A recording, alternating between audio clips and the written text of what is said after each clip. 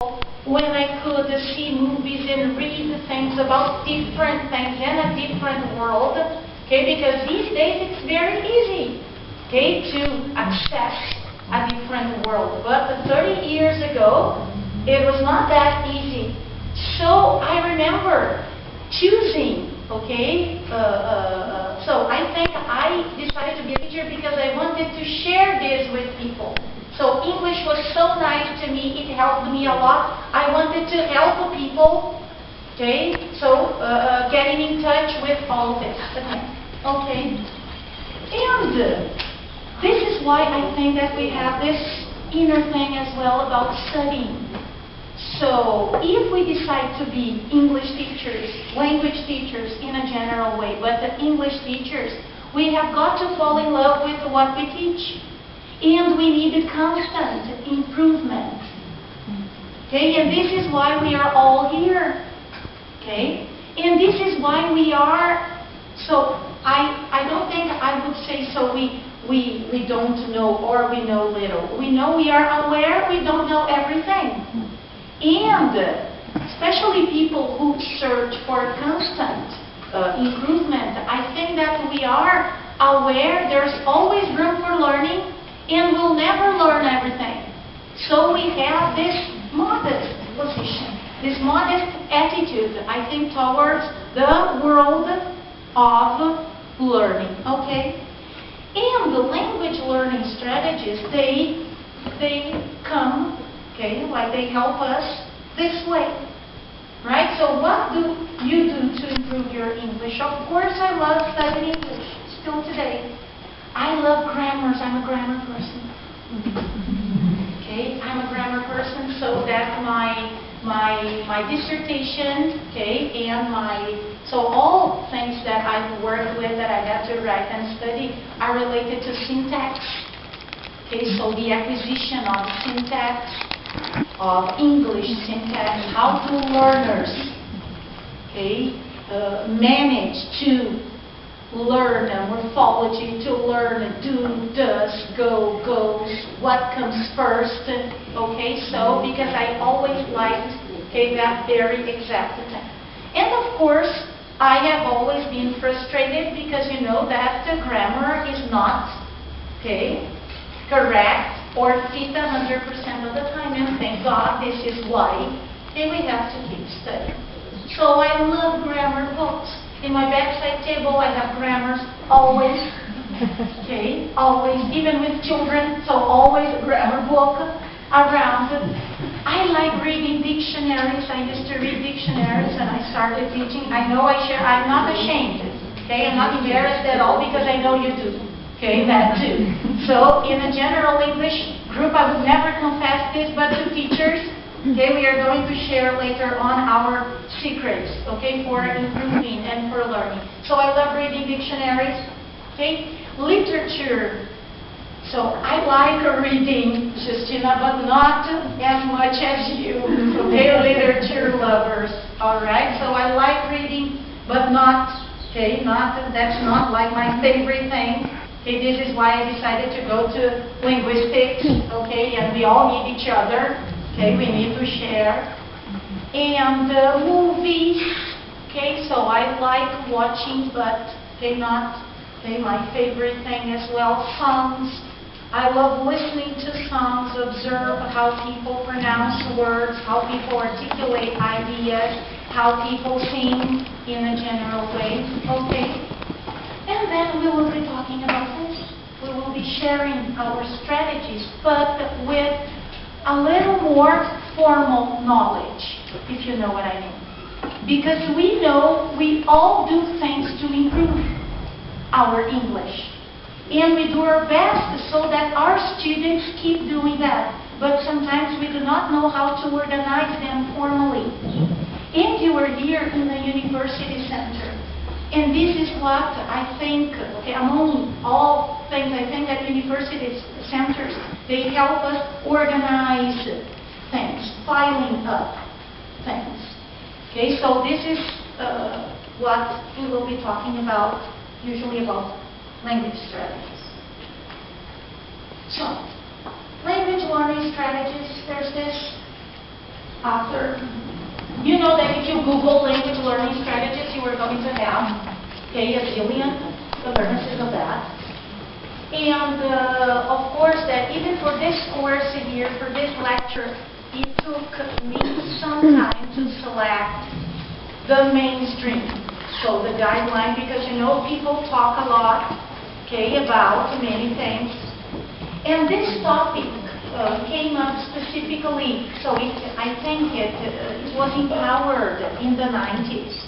But you know that teaching theories and learning theories, they started developing, I would say, more in the 80s with Chomskyan, with the theory of principles and parameters.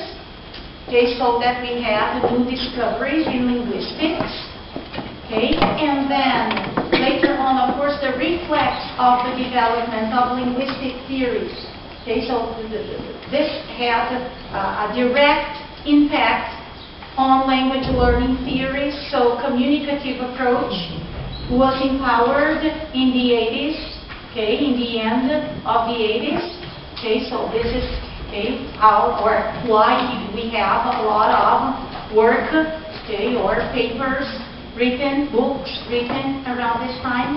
And as a reflex, so many people, they were trying to figure out how people learn, how people speak. And then, communicative approach. So let's try to put everybody to speak. And then, as a reflex, language learning strategies. Okay, the topic was a boom immediately in the beginning of the 90s.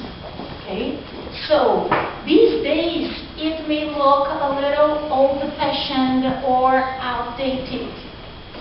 You see, 2 years ago at PUCRS we had this whole curriculum change again. Okay, so first, years ago we had licenciatura única. And then we had licenciatura dupla.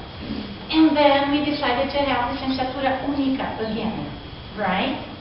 And then in 2011 we had this, so we had the first group again of the new curriculum. And when we were trying to build up the course, we thought about, so for each course, for each subject, for each discipline, we would have language and something else. So we have English 1, 2, 3, 8. In each semester, students study English with a course book, and there's another thematic axis, okay, another line of discussion. And so we were deciding, as you know, zillions of meetings to decide everything. And then for English 1, we did not know well what to pick. So we decided to start talking about pronunciation and about learning strategies. And then some teachers came up with that, but then learning strategies again. And of course learning strategies, a minimum of theoretical background. Okay, we teachers, we have that. But students at the beginning of the course, they don't. And so we conducted this kind of search. Thorough search to find updated material about the learning strategies, because apparently everybody in linguistics, okay, has migrated to, okay, pure linguistic investigation, okay, and especially I would even associate that to this phenomena of, okay, this thing about people don't want to teach, so like people, what happens? And you know, our competitors. So people who travel to have some experience abroad, so they come and teach, okay? And this is okay, but sometimes what happens is that people who don't take a formal course in a university center, they do not have opportunities. And what you're doing, you are having formal education. You understand? So like this has got to be respected and valued. Okay? And of course, okay, books like this, they tended to be forgotten. Okay? because why do I need to learn formally about learning strategies if I have an opportunity, an informal opportunity? Okay, so we rescued this topic to the beginning of the course, and students get gobsmacked. Okay, because we think we know learning strategies, so I watch movies, I listen, I read, but formally, what is this? And as teachers, we have got to know a lot of language, but we have got to know how people learn, because if we don't know how people learn, we won't get through the student. Okay? And how people learn, of course, there's formal. So you can study theories and everything, but your own experience is the best parameter. Your own experience, so how I learned to start, everything in life we have this personal parameter, okay? And this book is the kind of course book we use there, okay, in English 1 for Letras, right? So we have 3 major course books we use. Okay, one of them is this. So by Rebecca Oxford, it dates back to 1990, and the title is Language Learning Strategies, What Every Teacher Should Know. Okay, and of course you have, I would say, some 3 or 4 authors, okay, at the same time, who decided to write about this and give their contribution. But according to my point of view, and according to the point of view of my colleagues there, Oxford, okay, is the best in organizing things, okay, in a way we can easily understand, and most importantly, we can easily share with the students. All right? So I'm going to be talking about language learning strategies based on Rebecca Oxford. Okay, so maybe you have done some further reading, some further investigation, and then you were going to, okay, think, oh, I thought that things were different. Okay, so they may be organized in a different way. I'll be working, okay, based on this one. Fine? Let's start by the definition. So, language learning strategies. We have this informal idea. So, she gives this definition. Specific actions taken by the learner to make learning easier, faster, more enjoyable, more self-directed, more effective, and more transferable to new situations. So, at first, good. Now, okay, as language specialists, let's read that again to pick keywords. Specific actions. So they are actions. Taken by the learner. So the learner has to take.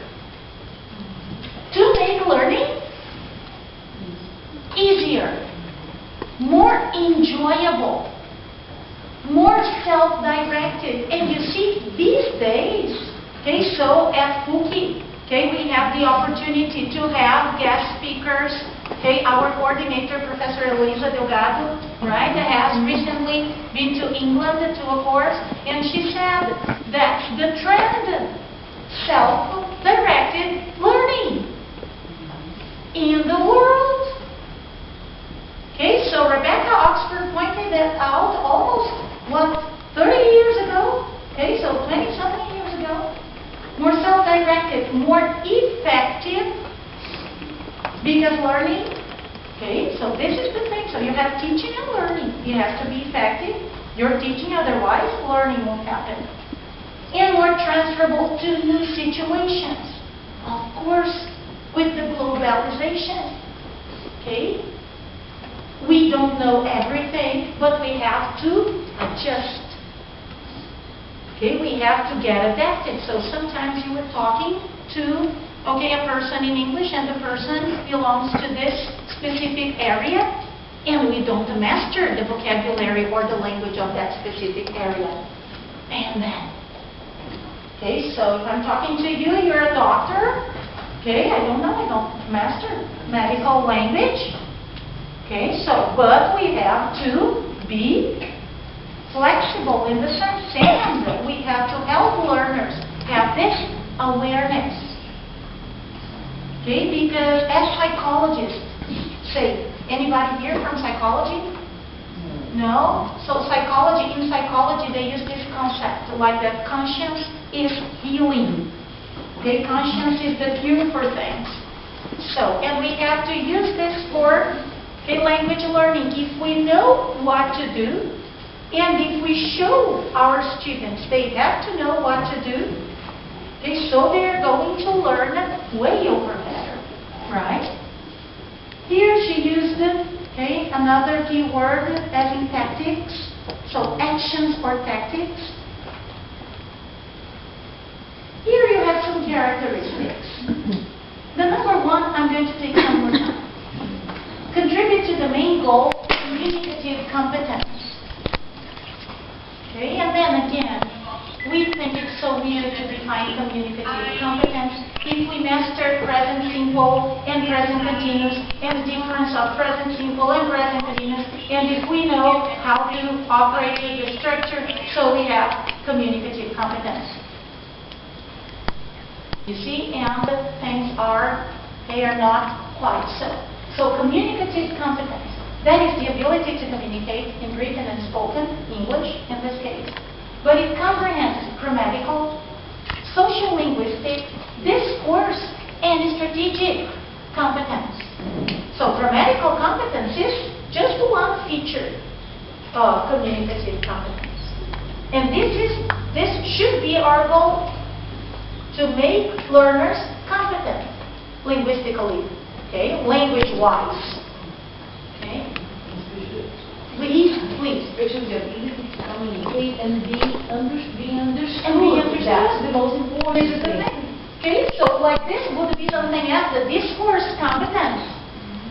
So like differences, for example, social linguistic differences we can have. So differences in accents, dialects, and everything. We have got to adjust. You see, you have this beautiful, British English, right? So we have to manage to, try to understand it. Discourse skills. This you see, pragmatic features. The way when you go to the United States and you ask for water, what is that? Okay, so here, our politeness in Portuguese is given by the tone of your voice. If I go to a bar here in the campus and I ask, eu quero uma água, por favor, people are not going to look at me as if I were being rude or aggressive. Okay, it's normal. Or, me dá uma água, por favor. Fine. What we do as Portuguese speakers, we transfer this to English, and we go there, we travel, we get to a snack bar, McDonald's, or, any place, and we ask, I want water. Or give. Give imperative. I told my students, don't ever use imperatives. Ever. Unless it's extremely necessary. So, I want water, please. They will look at you as if you were harassing them in a way. So, not from here. And why are you using this kind of language? So this is discourse competence that we have. We have to be aware, as teachers and as learners. So to pass it on, please. One of my teachers in London taught a radio student how to write formal letters, and like God bless you and your family, right? And it's like, no, that's not how you should write, because that's what they write in Saudi Arabia, and they were translated to English, We have a hard time. You get, I think, a lot of German interference as well. So in pronunciation and in structure, Italian also, right? So, we have in collect a lot of interchange students. So sometimes it can be a problem to understand. They have perfect grammar, but they have issues in pronunciation. We can't understand. Especially because nowadays talking to the word. And the word, is compared by Chinese, Japanese, dominated the United States, and England went as it was 30 years ago. It's an Eastern culture domination. Okay, very difficult to understand that. I have had Chinese students at PUCRS I'm not graduated in Portuguese. Okay, I'm graduated in this group of English only. Okay, I finished my graduation in 1997 English. And then after I had my master's in applied linguistics, and then there was this group of Chinese, there at PUCRS we have a lot of interchange students, and then we needed an English teacher to teach Portuguese to Chinese. Because Chinese students came here and they didn't speak a word in Portuguese, they spoke English. I have this problem with, I have in the school I teach, it's a private school, there are 3 Taiwanese boys in a regular class. So actually both of them are, 2 of them are Brazilian, but they just speak Mandarin in Chinese at home. So the place they have to speak Portuguese is the school. And there's another boy who is from Thailand, and we offer him special Portuguese classes because even though first of all I give them an exercise and I explain Portuguese, but he can't understand the Portuguese and what is the English. So and she has to coordinate everything. So classroom management, the first language, the second language. Okay, of the specific student, this is a confusion. I remember I almost freaked out. Okay, so teaching that, because so they would speak English, sometimes I would not understand. Okay, and then I had to teach them Portuguese in English, so qual é o seu nome, this is what is your name, and I'm not a Portuguese teacher, but then this is, again, it helped me a lot. Okay, for this awareness, this discourse awareness, okay? And then you have more features. So, right, mother, rainbow, W, window. And you have to help me. Was it repeated? No? Tiger, yes, twice. You have got to help me. Of course you cannot. You are not allowed to repeat the word. Okay, you're too many. Okay, so window, water.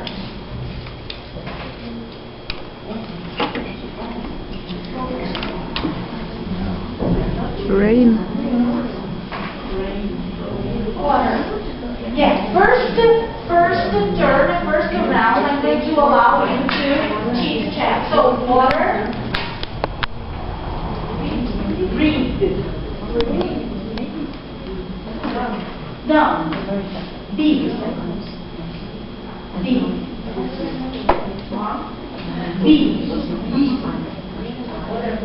Butterfly. Yellow. Wind, Danielle? Yeah, gone.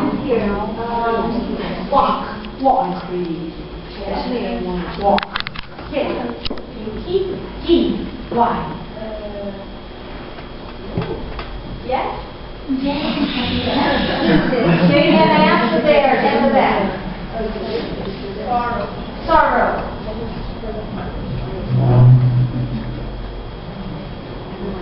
W. Wind gone. You see? They store this kind of information. W. And I'm being very good and benevolent. This is literally afternoon, so we are all a bit slow, right? And then, wonderful. L.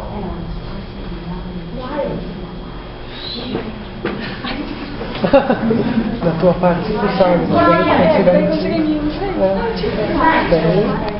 paga um mico geral. Elephant one, he said. So, elephant did not count because it was repeated. Let's backtrack. 8. Okay, just wait for you. It's no different. I already have something in mind. Tomorrow. W. Weather.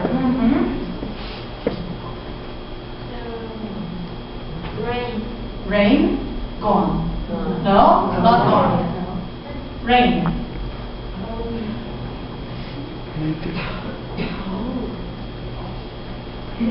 And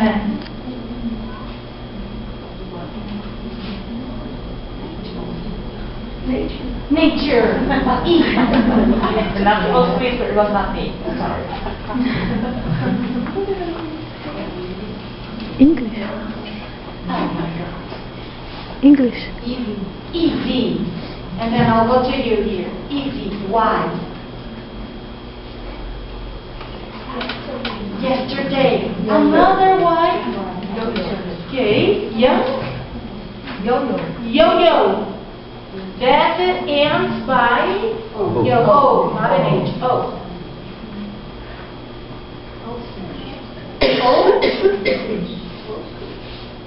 Ostrich. Okay. H.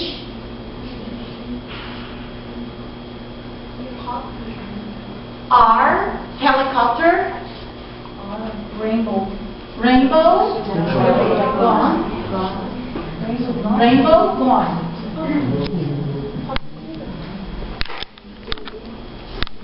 Green.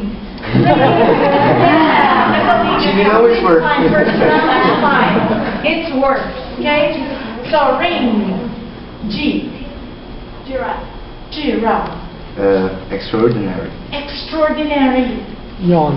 Yawn. Yeah. Neighbor. Neighbor. And an R. Orange.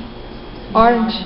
Orange gone? No. Yeah. Yeah. Okay. Neighbor, Orange. but that's Orange. an R. Origin. Neighbor. An R.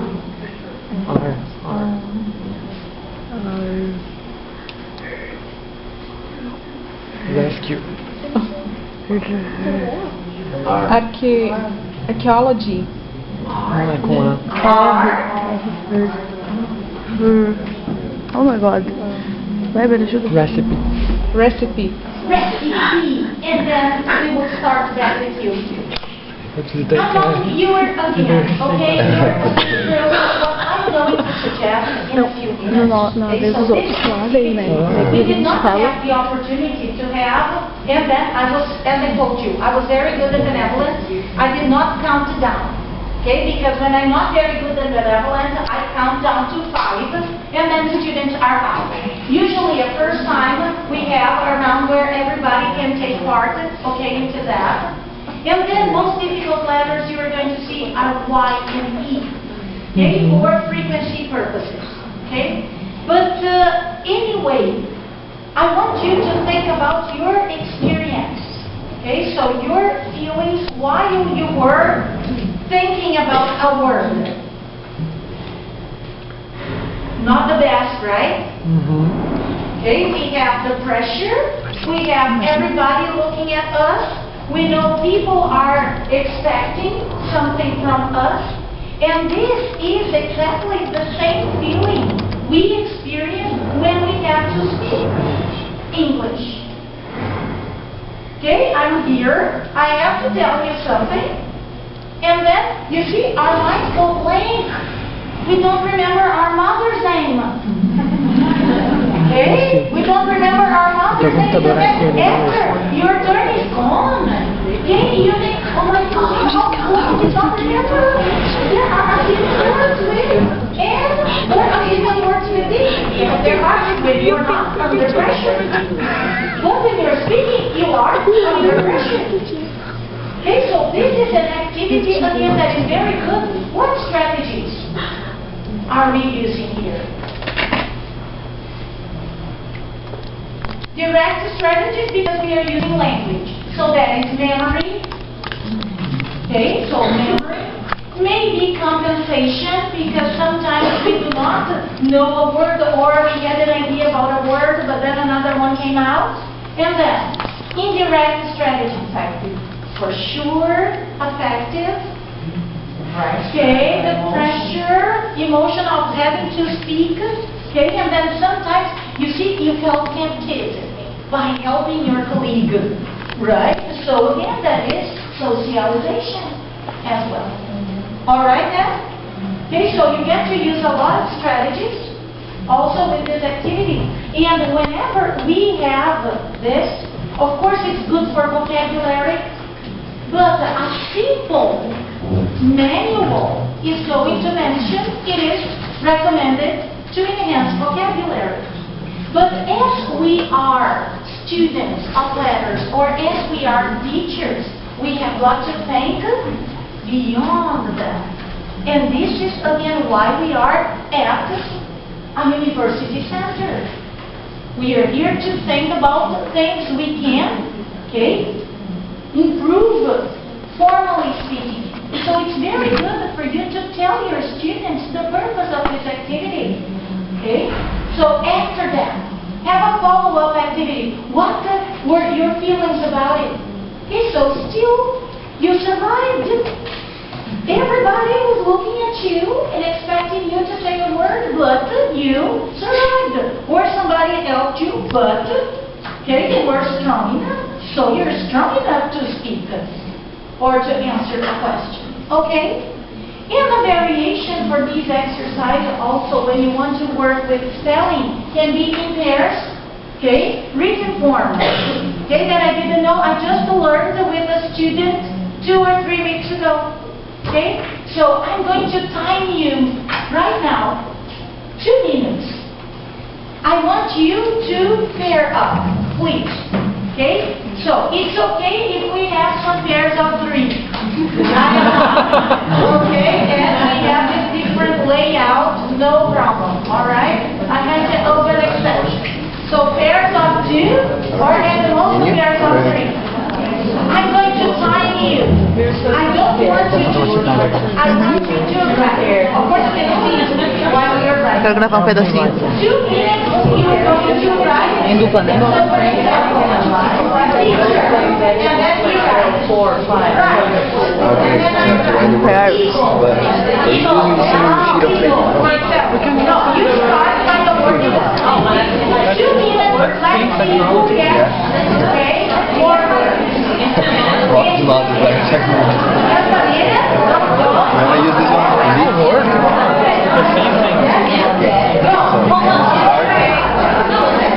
Alright.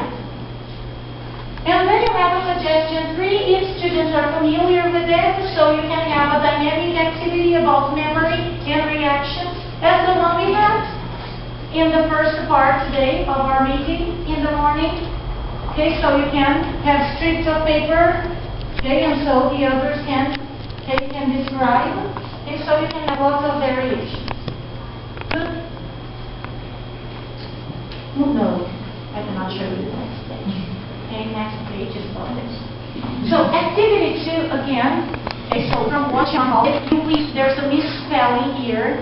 Can you please add an H in what you call it? So here before all. So that's how they, there's a misspelling here, don't keep it wrong. This is what as in what. So there's an H.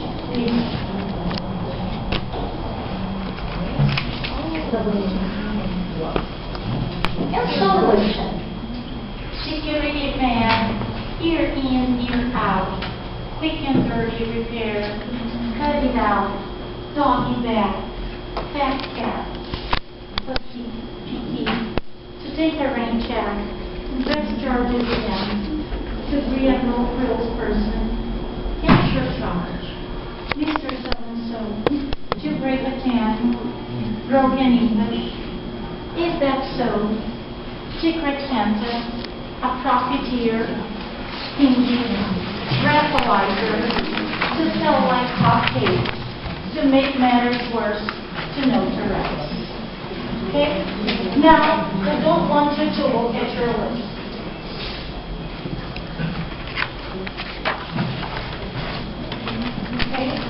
Again, this is the thing, and this is what I cut and paste, and this is what we're supposed to do.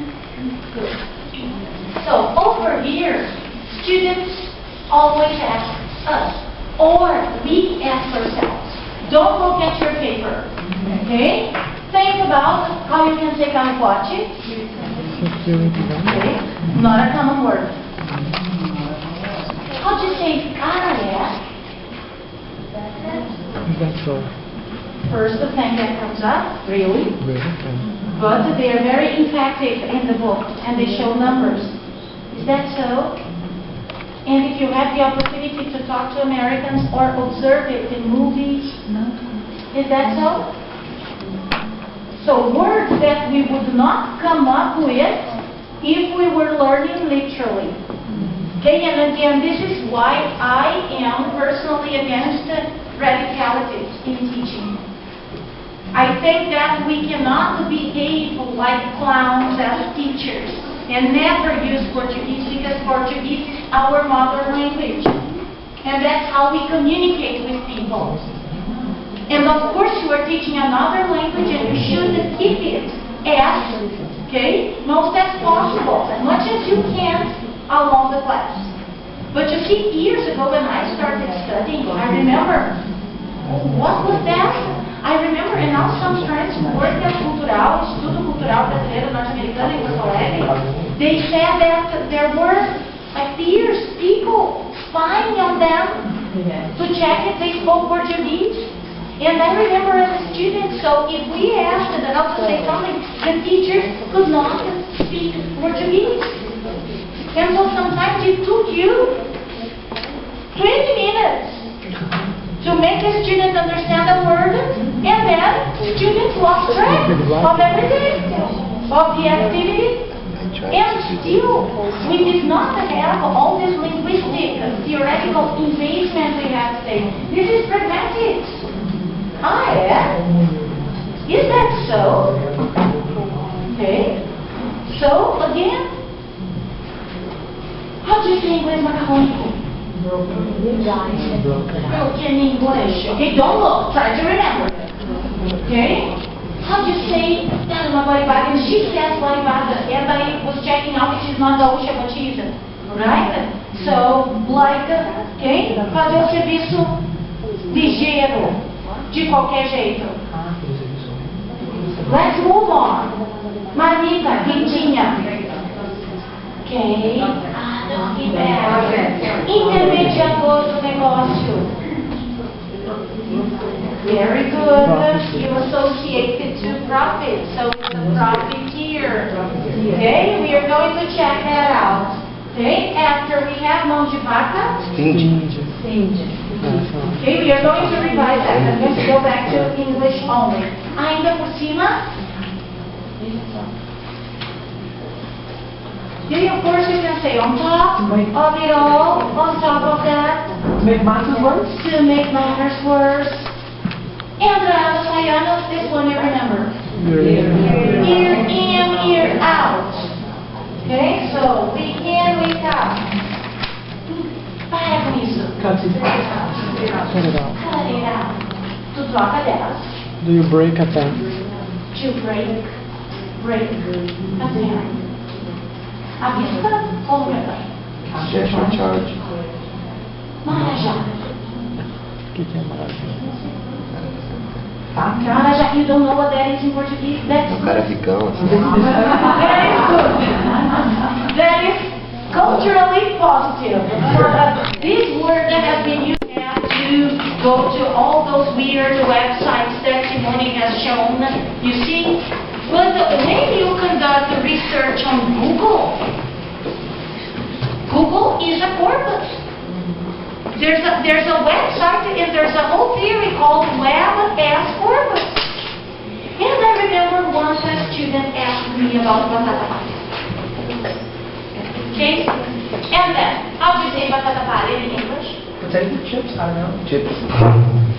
So, check out in your machine. Go to Google Images. Go to Google Images. Images. And check out potato chips for batata palha. Check what you're going to have.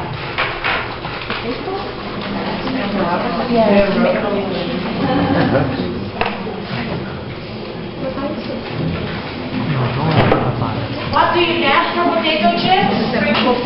Layers. Yes, Layers, sprinkles. Okay, so if the student asked you, Mas eu digo batata palha. What would you do? You would say, don't say it. It's not good to your health, okay? So yeah, okay. So and then, how would you conduct the research? How would you answer the student? Go. Search because you find in 30 seconds. What would you do if I were your student, your private student, and then I needed a word because I had a catering company?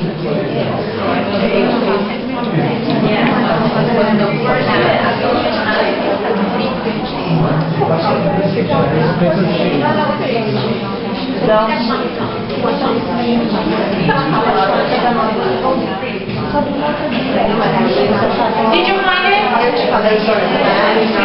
Google Translate pointed at straw potato. Literally, okay, because then we think, oh my God, how come I didn't think about that before? Batata, potato. Palha, straw. So, batata, palha, straw potato. Okay, now check straw potato on Google Images.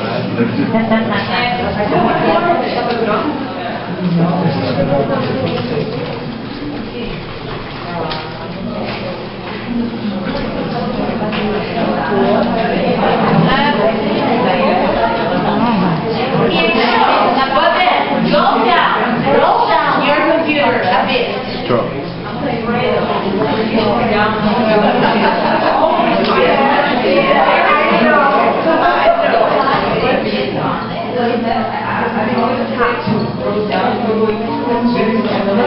Okay, what do you find on the images?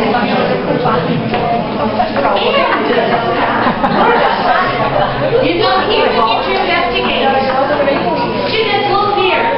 You find more straw than potato, right? And you find straw and potato as a nest, right? So, which makes us imagine that may not be a good answer. So the student asked me, I thought I was doing something great, so I checked. Oh, Google Translate said straw potato. Okay. And then thank God, I checked out on Google Images because Google Images is a great resource. Dictionaries are good, but they are not so powerful because sometimes they give us definitions that don't match to the very image we have in mind or our students have in mind. Okay, so the image is the best thing. So then, I arrived in the teacher's room. And Carlos and Adriana with Natalia. Yes, the daughter, she is bilingual. Okay, so she was born in English. So I asked them, and they were like, no, how come you don't know you raise a kid in English? Okay, so he said, let's go to Google. You know what they did? Como se diz batata palha em inglês? Go, do this. You are right again?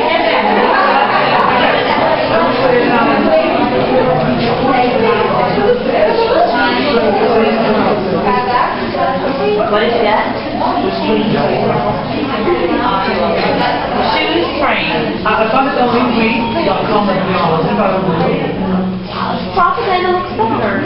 So, como se diz batata palha in inglês? You are going to find many other people, and they are not few, many other people who thought about that before you. So, you are going to have this, and I'll check this on Google Images. See if it confirms. Yes. So, you go and answer your student. That is shoestring potato. So, for them, in their culture, batata palha é batata cadastro. Right? Okay, of course you get to have, but not, you get to have straw potato. You're not going to speak nonsense. But still, okay, we can have a best answer. You understand?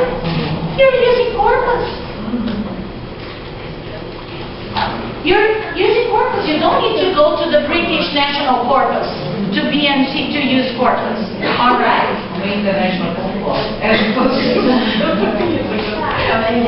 Always, a never ending.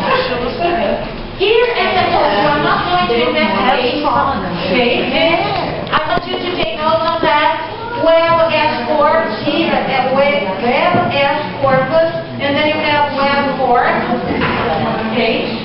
If you want the further investigation, especially if Simone was here 2 years ago, so you have the best references, you know, Simone went to, okay, Lancaster University, okay, so she studied, okay, about corpus with the top guys about corpus. And then, moving on, the definitions. I separated some definitions that I thought they were more updated. But you see, there's this guy, Évelin he is from USP, okay? He's a young guy, a researcher. I don't know if he has finished his PhD. And he starts an article quoting the dictionary. And then after he establishes, okay? And I was loyal to his definition in Portuguese. Okay? Yeah. Look, that is wise. So he went to wise because corpus is such a common word. So let's start by the basic definition. Okay, he was very intelligent in this article presentation. He's a former advisor of Professor Stella Carmine. You know? Okay. Yeah. Yeah. Expressões idiomáticas. Yeah. Yeah. 2 years ago, she wasn't cooking. 3 weeks ago, actually, Professor Stella Carmine. But 2 years ago, we had an international seminar about corpus. And he was there, and she was there. I don't know if he finished that, but he was her, okay, advising, okay. And then, over here you have a definition.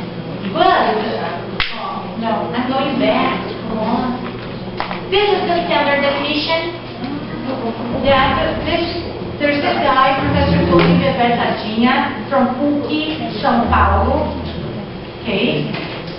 So he is the top guy in corpus research here, and he says, what is a corpus? Conjunto de dados linguísticos pertencentes ao uso oral ou escrito da língua ou a anos, sistematizados segundo determinados critérios, suficientemente extensos em amplitude e profundidade, de maneira que sejam representativos da totalidade do uso linguístico ou de algum de seus âmbitos, dispostos de tal modo que possam ser processados pelo computador com a finalidade de propiciar resultados vários e úteis para a descrição e análise. This is the most standard definition. Corpus investigation is booming at the moment. Okay, again, because this book was written based on corpus research. Probably I did not get this straight. I don't know each corpus, but we cannot even think about things anymore and state our opinion. Okay, again, Google, a very frequent question student asks. Pessoa, como é que diz frequentemente? Often or frequently? E qual é que é o mais raro? Google faz. Okay? Still, you have Google find, but simple Google solves it. Please type often. I'm going to type here.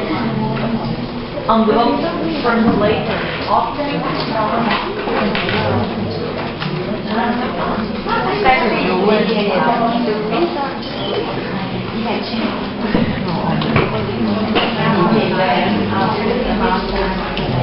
Look here what I have. Look the information Google provides. This information here about the number of occurrences is gold. The first one when you have approximately, so that will be 812 million results. The number in Google Fight, I just try Google Files. It's different. It's different because it filters. Google Files is still more specific. Okay? But you know what? I use Google Files a lot for personal research. But here, for us to show students the universe, because students, they're limited to Google Translator, right? But then over here you have information about frequency. And then, so, 812 million, let's type frequency. How many? 295 million. So, you understand? I'm not entitled anymore to say, I think often is more used. No, I don't have the right to think. Okay, now, as a professional, so without the checking out. The numbers, we have numbers. They speak for us. And you see, students ask you, what is more used?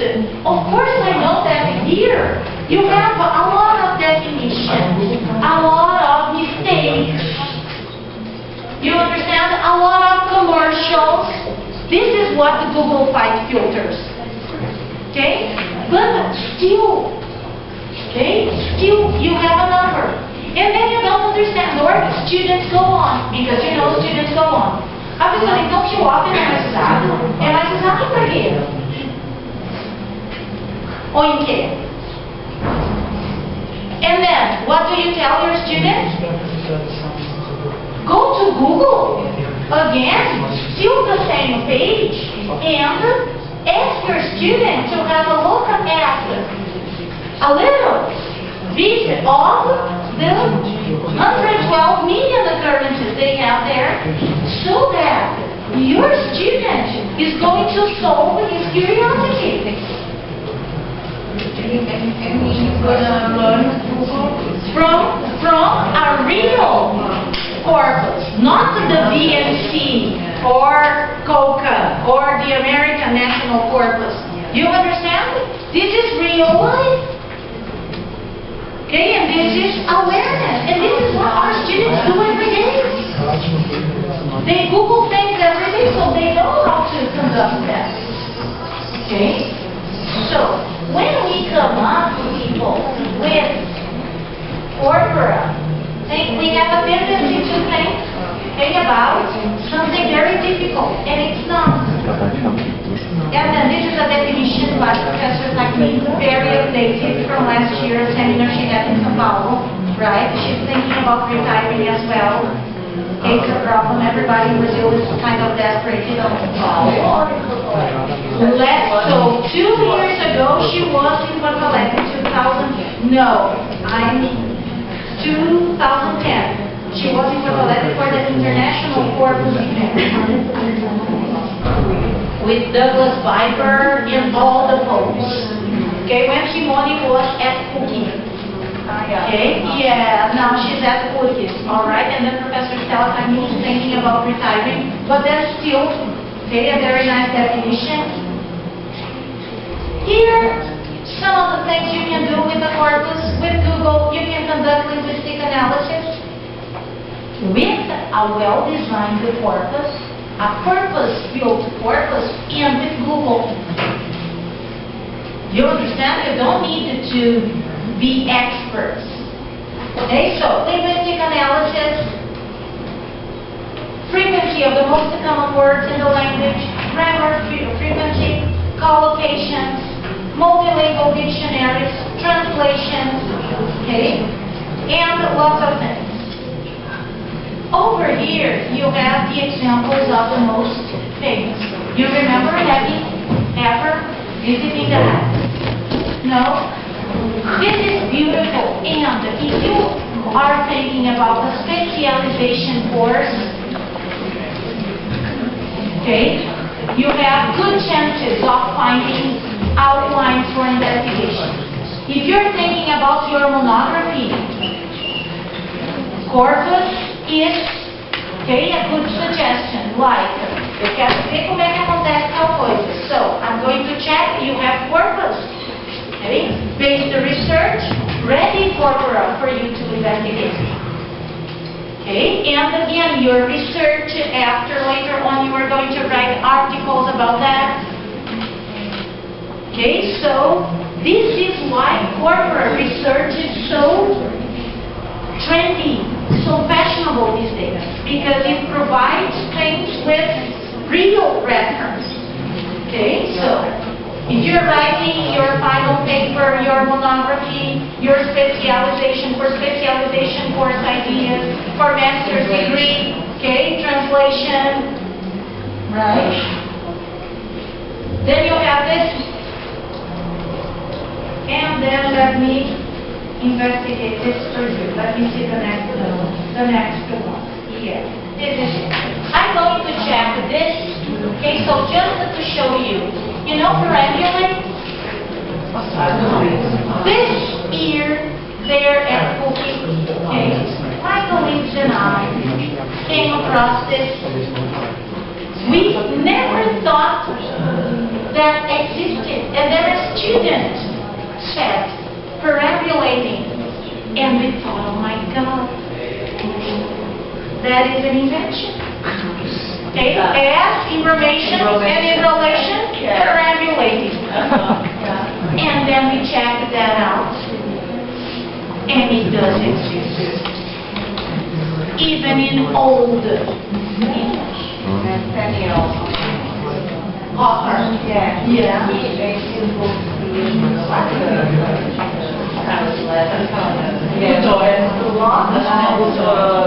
Words that we think That in relation, over, yeah.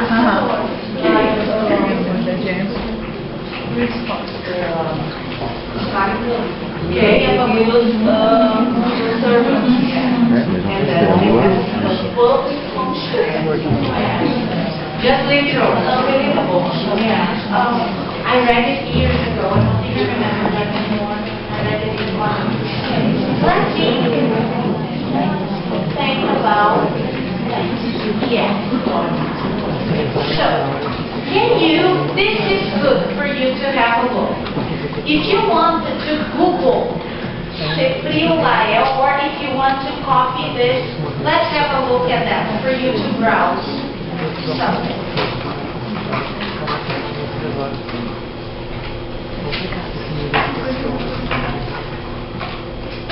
I'm sorry.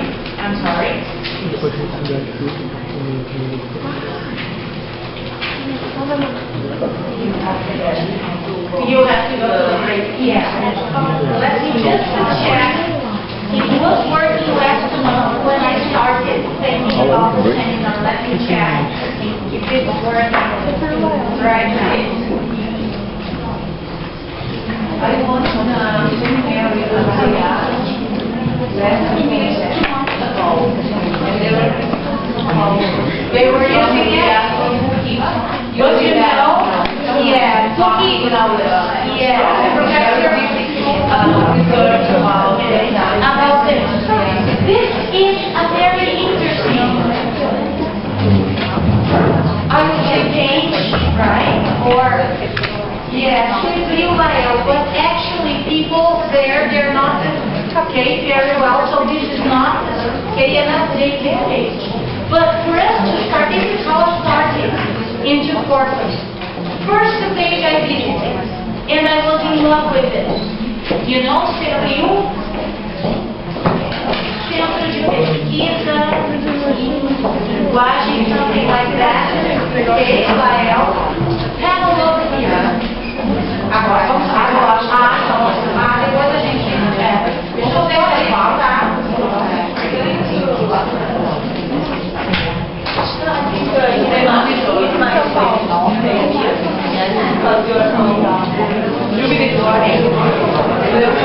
Okay, let's have a break, you know, and have a coffee, and then we come back. Otherwise, we'll just have time. Cut it out, you understand? Don't be mad. Remember? A quentinha, a marmita, this is it also. Good Portuguese analogy. Okay? Basicamente,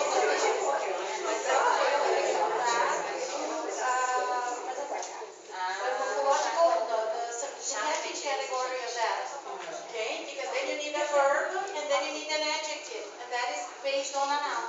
Still expresses the same idea. Because I heard that they were recommended to us to make. Over here, students, let me talk about corpus, okay, in normal language. So, by people, for my doctorate research, I built a corpus.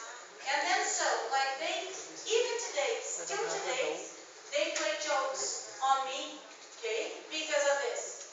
Because when you say, não, porque o meu corpus, porque o corpus dela, right? So we do not have this kind of thing. So a corpus is a collective body of language for investigation, maybe a paragraph or a text, okay? And then, after I wrote many definitions, okay, you have, I don't know who was there in the morning in that part of the book, so we were checking out on books, and there was a girl who was checking out a book right beside me. I don't know if she's still here.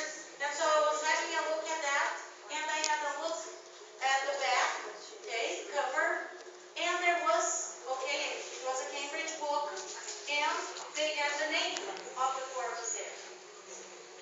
You see, all course books, all material, I should say, you use today modern material, especially British material, but modern material, okay, materials are based on corpus. And why? Because we cannot afford